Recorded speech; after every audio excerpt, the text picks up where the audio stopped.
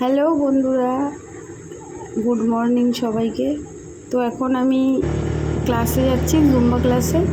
এক মুঠো বাদাম খেতে খেতে আমি চলে যাচ্ছি। এখন প্রায় 8:10 মতো বাজে, আমি বেরিয়ে পড়েছি।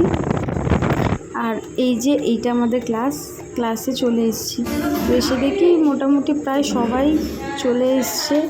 তাই আর ক্লাস থেকে আমি বাড়িও চলে এসেছি। বাড়িতে এসে এখন আমি ঘর গোছাচ্ছি, আমার ঘরটা গোছাবো, মুছবো।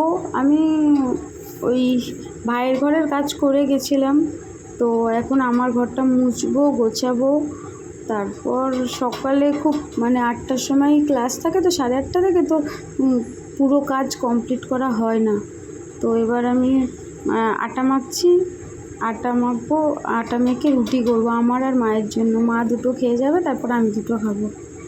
তো এবার রুটি করে আমি ছাদে এসেছি জামা কাপড় মেলতে। কিছু জামা কাপড় কেচে রেখেছিলাম, তারপরে আসতে দেখি ওরা দুজন পড়তে চলে এসছে। তো ওদের পড়িয়ে আমি একটু মুখটা একটু ধুয়ে নিলাম, প্রচণ্ড গরম লাগছিল।